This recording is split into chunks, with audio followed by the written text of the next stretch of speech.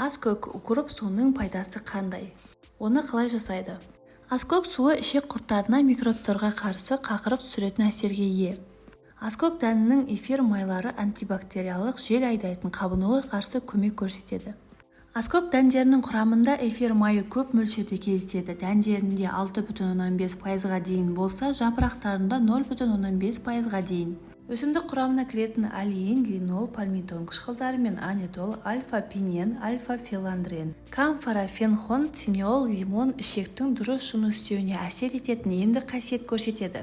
Аскөк суын әзірлеу үшін аскөк дәндерінің бір ас қасық мөлшеріне 1 стакан ыстық су құйып, су буында 15 минут көлемінде қайнатыңыз.